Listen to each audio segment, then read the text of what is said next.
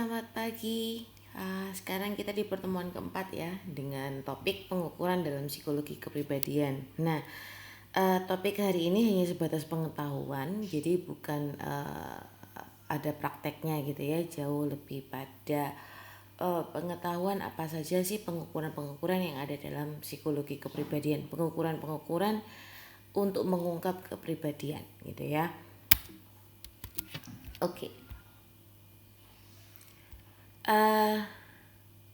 Kalau kemarin kita bahas riset-risetnya, nah kalau sekarang kita bahas pengukurannya. Ada berbagai macam cara untuk mengungkap kepribadian. Ada tes inventory, ada tes proyektif, ada observasi, ada interview. Nah, sebenarnya keempat tes ini saling melengkapi. Jadi kita tidak bisa mengungkap kepribadian hanya dengan observasi. Kita tidak bisa mengungkap kepribadian hanya dengan interview. Kita harus mengungkap kepribadian dengan semua assessment ini, ya. Semua tipe assessment: interview, observasi, tes inventory, dan tes proyektif. Kita lihat satu-satu ya.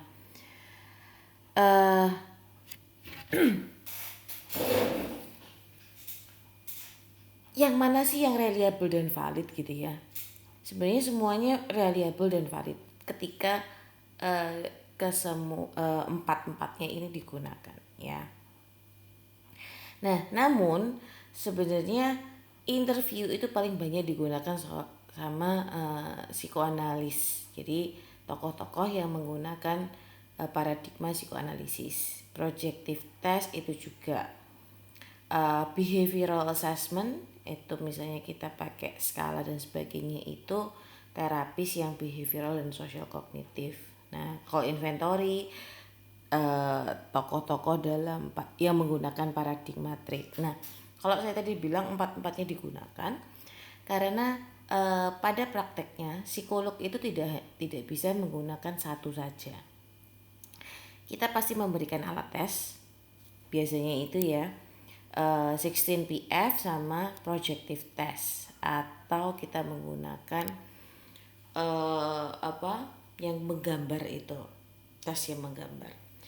Karena itu hasil yang didapat dari setiap assessment itu saling melengkapi, jadi saling mendukung. Apakah sama antara interview, observasi dengan alat hasil dari tes, apakah sama atau tidak. Nah, kalau observasi jelas kita hanya menilai kepribadian dengan cara memperhatikan langsung tingkah laku serta kegiatan yang dilakukan oleh yang bersangkutan, terutama sikapnya, caranya berbicara, caranya bekerja, dan juga hasilnya seperti apa. Sedangkan wawancara itu menilai kepribadian dengan mengadakan tatap muka, dengan berbicara dari hati ke hati dengan orang yang dinilai. Agar diperoleh hasil yang murni, biasanya tuh wawancaranya itu dilakukan secara santai, jadi bukan kayak wawancara kerja ya. Kan wawancara kerja lain ya.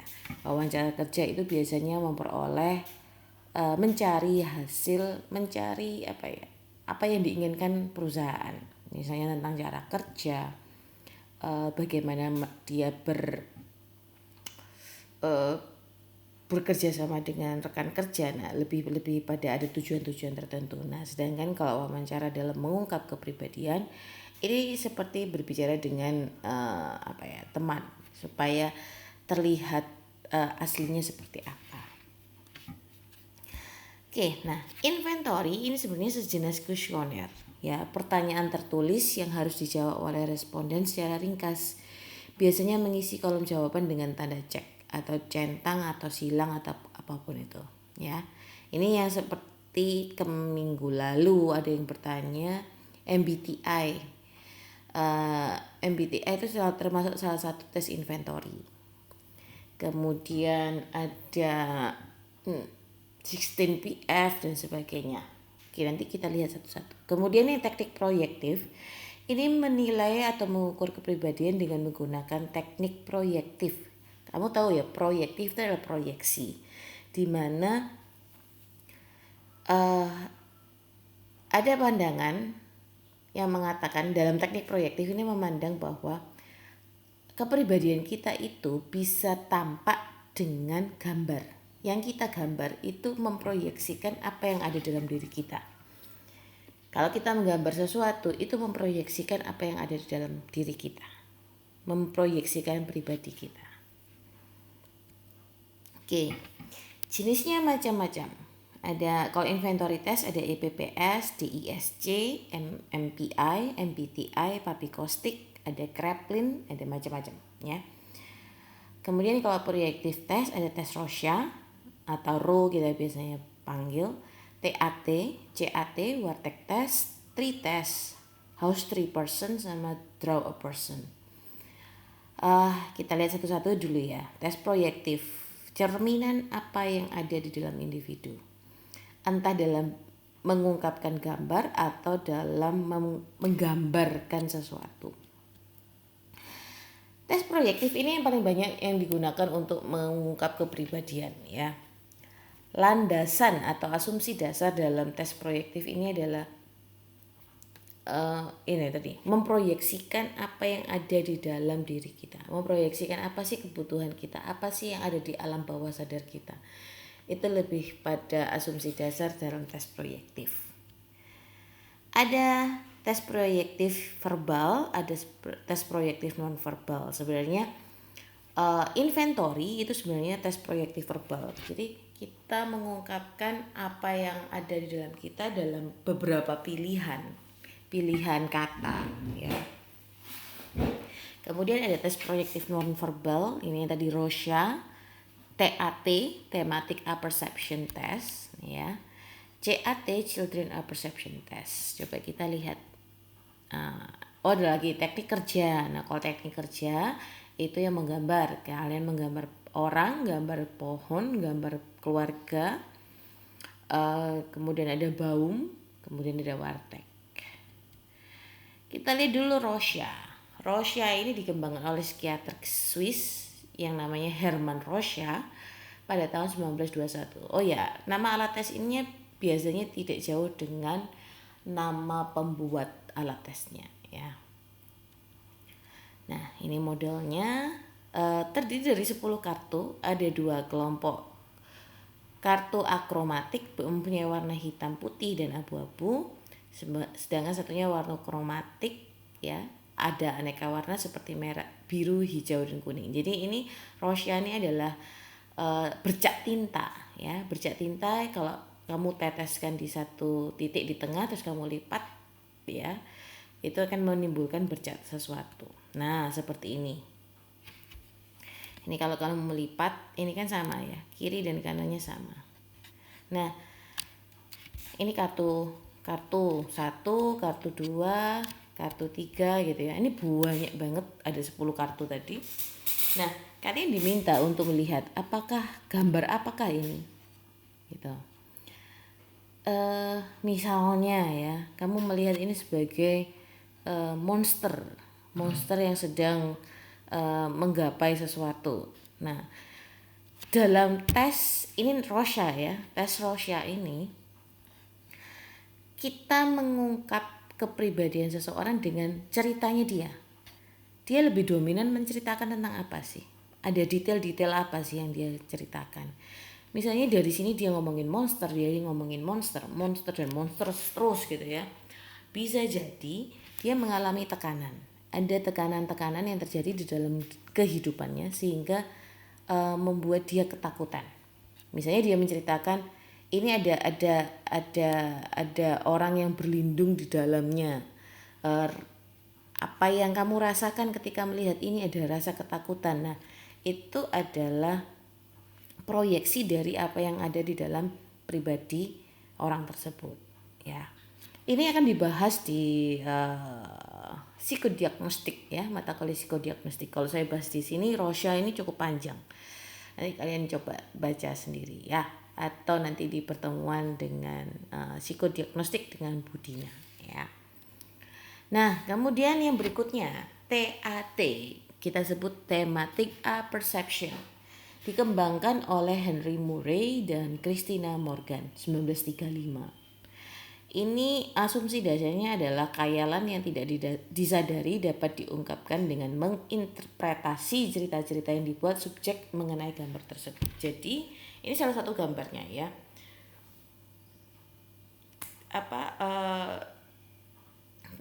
Pemikiran-pemikiran dia itu bisa dimunculkan melalui interpretasi sebuah gambar.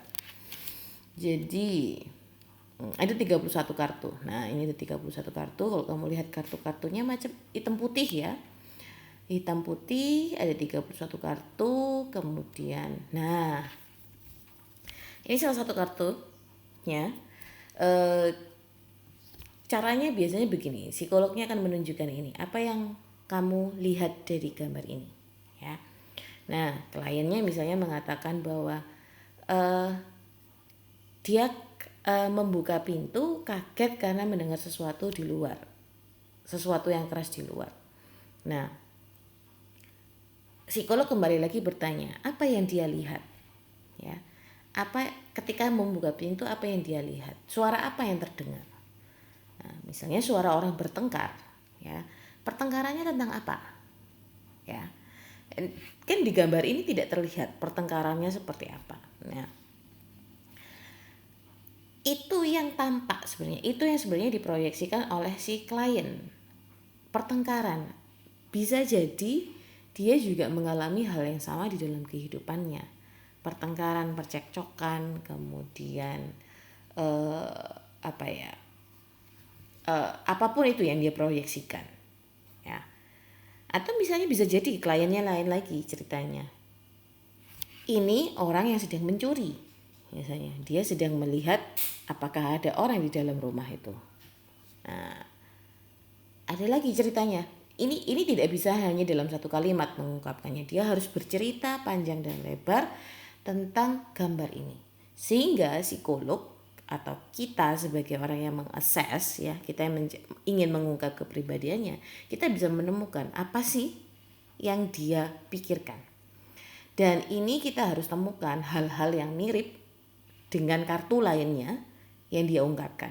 Jadi ini kan kartu 1, nanti kartu 2 kita lihat dia mengungkapkan tentang apa lagi. Kalau kurang lebih sama, nah bisa jadi itu adalah poin penting yang ada di dalam kepribadian dia.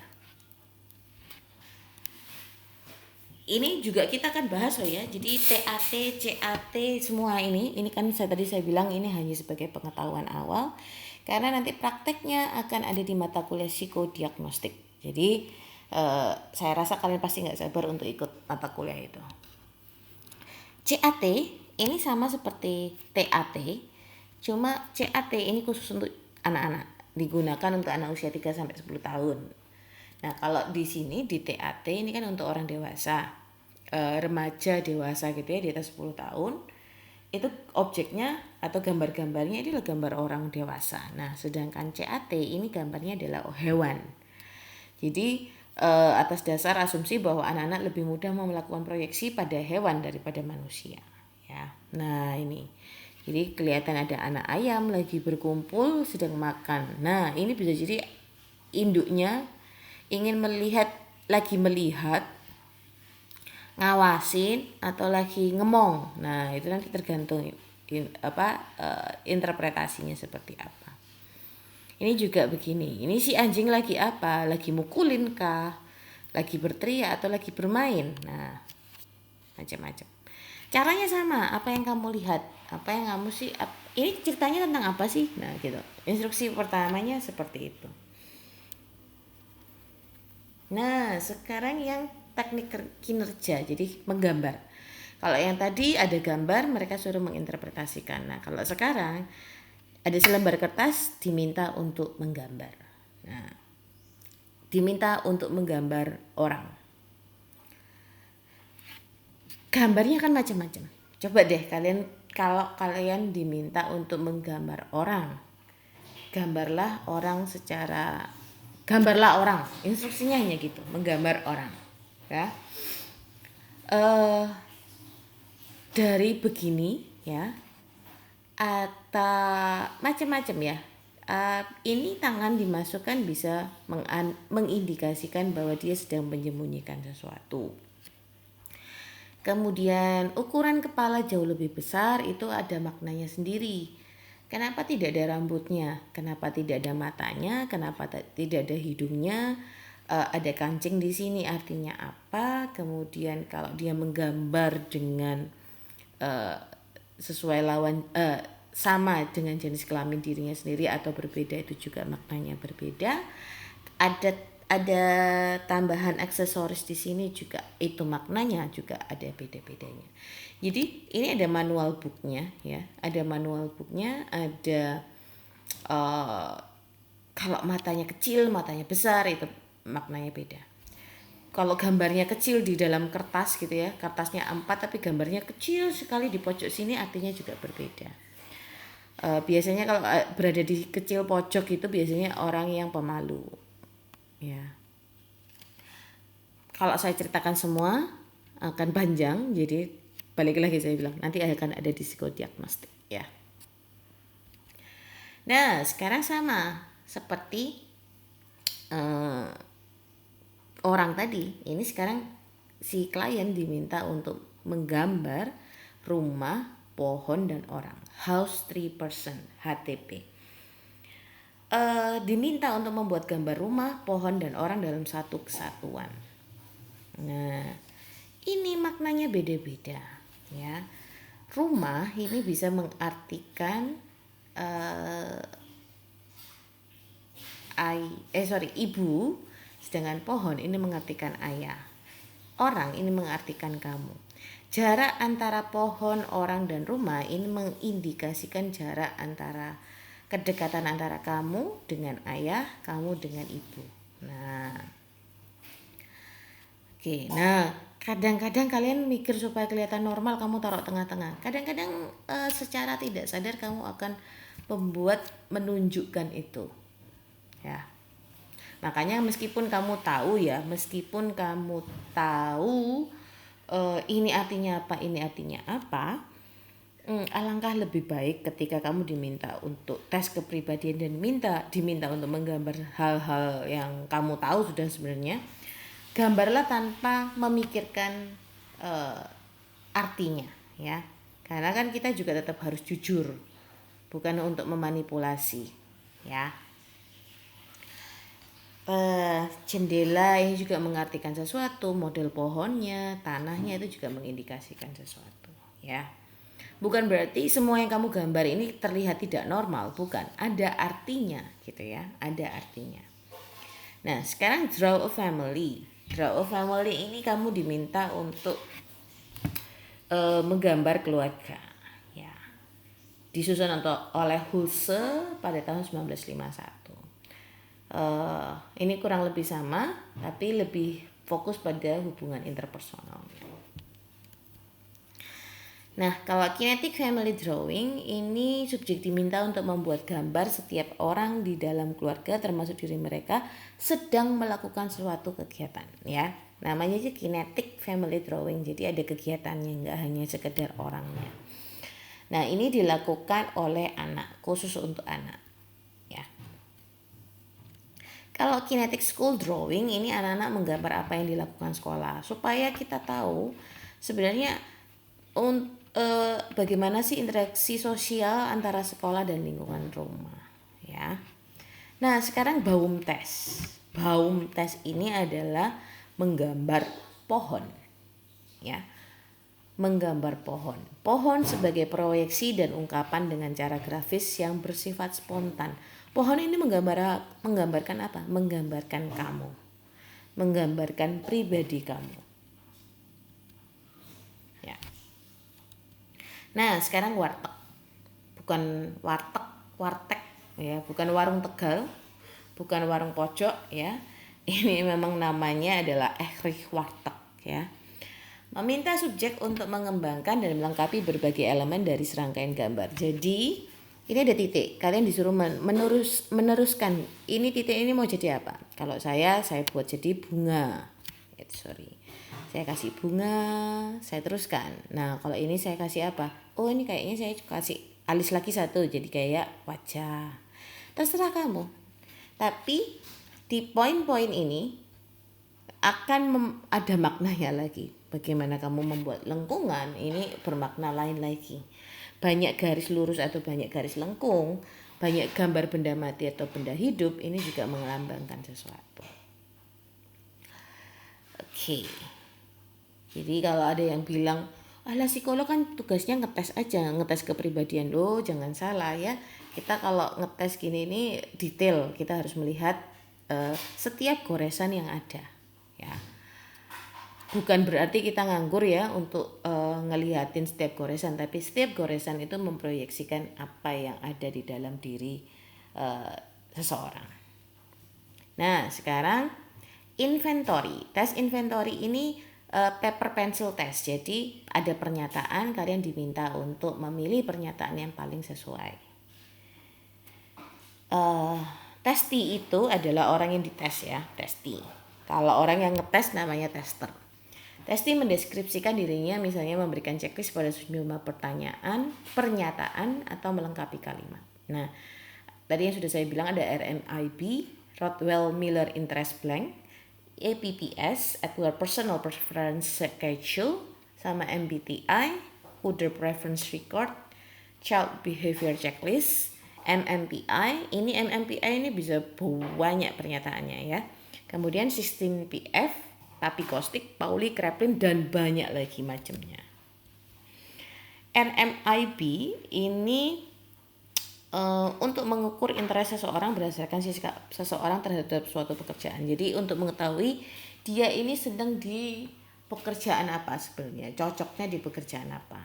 Nah, subjek diinstruksikan untuk membuat ranking dari daftar pekerjaan yang tersedia dalam formulir tes sesuai dengan jenis kelaminnya. Jadi misalnya kamu pria ya, ini abaikan yang di sini. Kamu kasih nomor, kalau dari petani dan sebagainya sampai dokter ini kamu kasih urutan ranking. Misalnya 1 itu pekerjaan yang paling disukai. Jadi kalau saya misalnya 1 guru SD, 2 karena saya wanita ya, 2 sekretaris pribadi, 3 penjual hasil mode. Terus saya bingung, saya buat langsung aja nomor 12 yang tidak saya sukai. Yang tidak saya sukai akuntan 12. Jadi membuatkan urutan ya. Nah, dari situ dan pernyataannya tidak hanya ini ya, banyak banget 9 kategori tadi.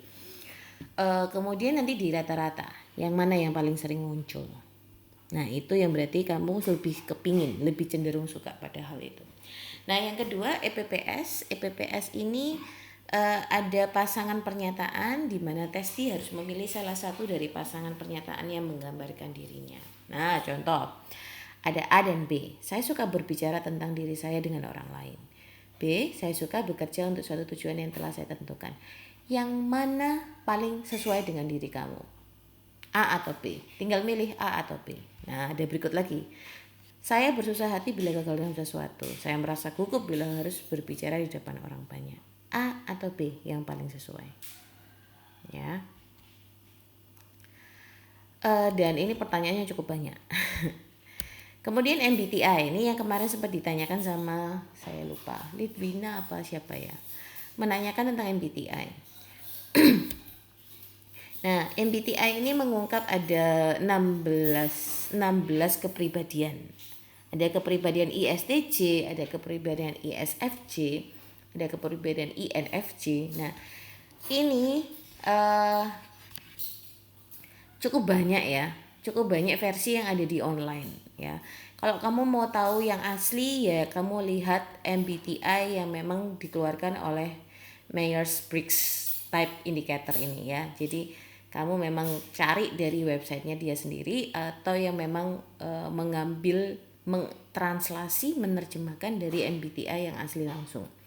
Karena banyak yang sudah disadur, sudah banyak yang diadaptasi menggunakan bahasa sendiri dan maknanya jadi berbeda-beda begitu ya. Coba dilihat yang dari aslinya sendiri.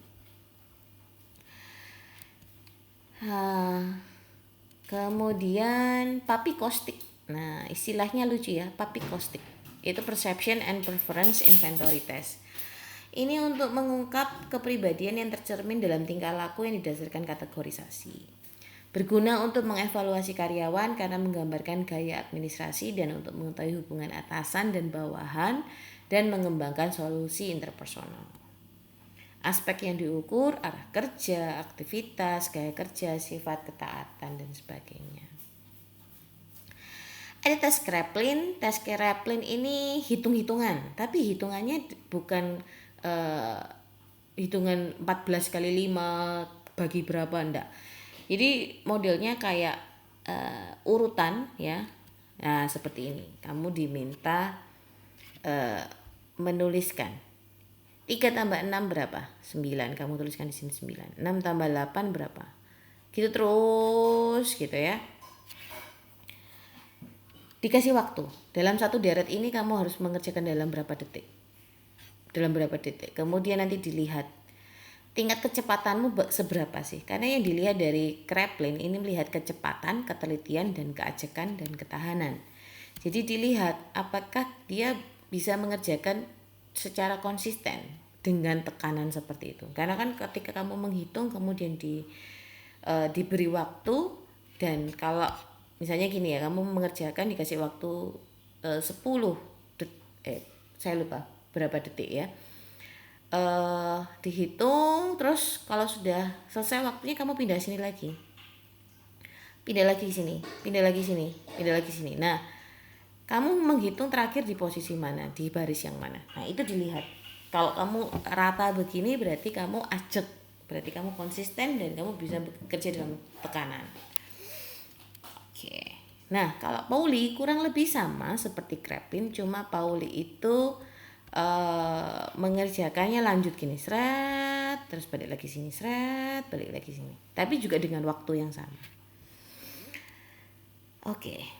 Ini seru nanti kalau kamu mencobanya langsung ya di psikodiagnostik. Oke. Yang tadi sudah saya Pauli juga ketelitian. Oke. Ada pertanyaan? Saya rasa pasti banyak pertanyaan tentang ini ya, karena ini menarik bagaimana alat-alat tes yang mengungkap kepribadian kita. Oke, silakan tulis pertanyaannya di forum diskusi. Terima kasih, sampai jumpa lagi. Bye-bye.